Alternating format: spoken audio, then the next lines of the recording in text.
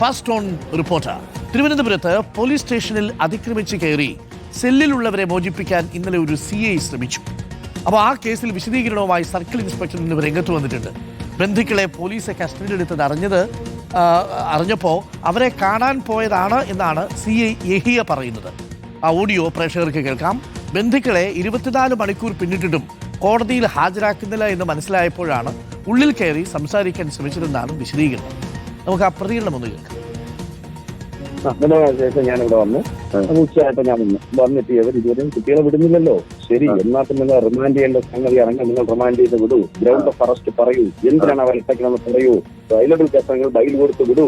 അവരുടെ പറയണ്ടേ നിങ്ങൾ അവിടെ പിടിച്ചോണ്ടുവന്നു ഇന്ന കാര്യത്തിനാണ്, നിങ്ങൾക്ക് ജാമ്യം തരത്തക്ക കേസാണ്, 41 പഴയ 41 CRPC നോട്ടീസ് തരത്ത കേസാണ്, അച്ഛൻ നിങ്ങൾ ആരെങ്കിലും ജാമ്യത്തര വിളിച്ചു പോകൂ എന്ന് പറയുന്നതിന് പകരം രാവിലെ മുതൽ ഒരു SI ഇവിടെ കിടന്നിട്ട് ഇന്ന് തിറന്നിട്ടുണ്ട്. കാരണം അറിഞ്ഞൂടാ. ഒരിപ്പോ വാർത്തയിൽ കാണിക്കുന്ന പറഞ്ഞാൽ സെല്ല് ചവിട്ടി തുറന്ന് ഞങ്ങൾ സെല്ല് കൂട്ടണ്ടേ അവര് പാറാവുന്നുണ്ടല്ലോ. ഞാൻ എങ്ങനെ നെടുമങ്ങാട് പോലീസ് സ്റ്റേഷൻ ഇത്രയും ടൗണിൽ ഞാൻ എങ്ങനെയാണ് ഇപ്പൊ? ഞാൻ യൂണിഫോമിലല്ല, എന്റെ ജീപ്പിലല്ല, ഞാൻ ഒരിക്കലും പ്രതിയല്ലേ. ഞാൻ വന്ന് മര്യാദയ്ക്കാണ് ഒന്ന് കയറിയിട്ട് ഇവിടെ പാറാകാരനില്ല, എന്നെ തടുക്കണ്ടേ ഇല്ല. ശരി, സെല്ലിനകത്ത് ഞാൻ സെല്ലിനകത്ത് കയറി ഇരുന്നു.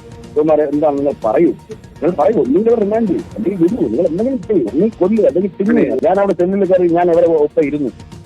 ഇതാണ് CI യഹിയുടെ ശബ്ദമാണ് പ്രേക്ഷകർ കേട്ടത്. CI യഹിയാണ് ഇന്നലെ പോലീസ് സ്റ്റേഷൻ അതിക്രമിച്ച് കയറി ബന്ധുക്കളെ മോചിപ്പിക്കാൻ ശ്രമിച്ചു എന്ന മട്ടിൽ ഒരു വാർത്ത ഇന്നലെ വന്നത്. ഇതിലിപ്പോൾ സർക്കിൾ ഇൻസ്പെക്ടർ വിശദീകരണം നൽകിയത് അതിക്രമിച്ച് കയറിയതല്ല, ബന്ധുക്കളെ അവിടെ ഇല്ലീഗലായിട്ട് ഡിറ്റൻഷനിൽ വെച്ചിരിക്കുന്നത് അറിഞ്ഞ് താനെത്തിയതാണ് എന്നുള്ളതാണ് അദ്ദേഹം പറയുന്നത്. അതായത് നിയമവിരുദ്ധമായി 24 മണിക്കൂർ കഴിഞ്ഞിട്ടും തന്റെ ബന്ധുക്കളെ കസ്റ്റഡിയിൽ വെച്ചപ്പോൾ ചോദിക്കാൻ പോയി എന്നാണ് പറയുന്നത്.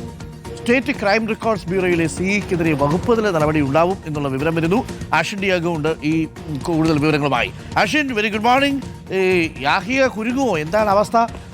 യാഹിയ കാണിച്ചത് അവിടുത്തെ പോലീസുകാർക്ക് വലിയ കാര്യമായിട്ട് ഇഷ്ടപ്പെട്ടിട്ടില്ലെന്ന് തോന്നുന്നു. CIക്കെയാണ്, പക്ഷേ ക്രൈം റെക്കോർഡ്സ് ബ്യൂറോ CI ആണ്. നമ്മുടെ നെടുമങ്ങാട് പോലീസിൽ പുള്ളിക്ക് വലിയ കാര്യമില്ലല്ലോ. എന്താണ് യഥാർത്ഥത്തിൽ സംഭവിച്ചതെന്നാണ് നമ്മൾ മനസ്സിലാക്കുന്നത്. ശരിക്കും യാഹിയ ബന്ധുക്കളെ കാണാൻ വേണ്ടി പോയി സമാധാനപരമായി തിരിച്ചു പോരുകയായിരുന്നു?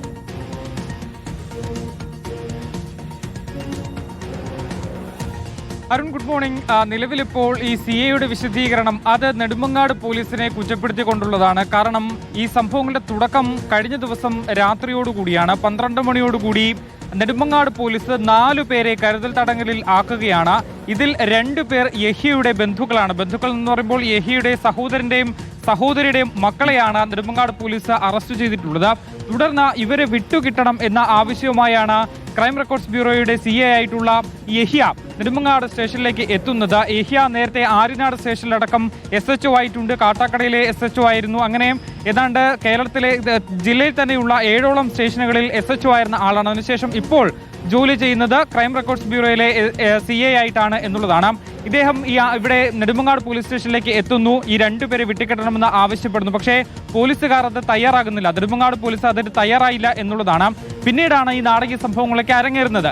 പോലീസിൽ നിന്ന് നമുക്ക് മനസ്സിലാക്കാൻ കഴിയുന്നതും അതുപോലെ തന്നെ ഇദ്ദേഹത്തിന്റെ ഒരു വിശദീകരണത്തിൽ നിന്ന് മനസ്സിലാക്കുന്നതും ഇദ്ദേഹം ലോക്കപ്പിൽ കയറിയിട്ടുണ്ട്, അവിടെ പ്രതികളെ മോചിപ്പിക്കാൻ ശ്രമിച്ചിട്ടുണ്ട്, ലോക്കപ്പിൽ ഈ പ്രതികൾക്കൊപ്പം അവിടെ ഇരുന്നു കൊണ്ട് തന്റെ ഒരു പ്രതിഷേധം രേഖപ്പെടുത്തുകയും ചെയ്തിട്ടുണ്ട് എന്നുള്ള കാര്യം വാസ്തവമാണ്. അദ്ദേഹം അത് ഈ ഓഡിയോ സന്ദേശത്തിൽ പറയുന്നുമുണ്ട്. പക്ഷേ ഇതിൽ ഏറ്റവും പ്രധാനപ്പെട്ട കാര്യം പോലീസുകാർ തടവിൽ ഈ പോലീസുകാർ, അതായത് പ്രത്യേകിച്ച് ഈ SHO അതുപോലെ തന്നെ നെടുമങ്ങാട് SHO, നെടുമങ്ങാട് SI, ഈ 2 പേരെയും താൻ ഈ വിവരം അറിഞ്ഞത് മുതൽ ഫോണിൽ ബന്ധപ്പെടാൻ ശ്രമിക്കുന്നുണ്ട്. പക്ഷേ 2 പേരും ഫോൺ എടുത്തില്ല. അങ്ങനെയാണ് താൻ രാവിലെയോടുകൂടി നെടുമങ്ങാട് സ്റ്റേഷനിലേക്ക് എത്തുന്നത്. അതിനുശേഷം നിയമ നടപടികൾ പൂർത്തിയാക്കാൻ വേണ്ടി കാത്തിരുന്നു. പക്ഷേ ഉച്ച കഴിഞ്ഞിട്ടും നിയമ നടപടികൾ പൂർത്തിയാക്കാതെ വന്നതോടുകൂടിയാണ് തനിക്ക് ഇടപെടേണ്ടി വന്നത് എന്നൊരു വിശദീകരണമാണ് അദ്ദേഹം നൽകിയിട്ടുള്ളത്. അതായത് എന്തിനാണ് ഈ 4 പേരെ ഒരു സംശയം. Thank you Ashwin.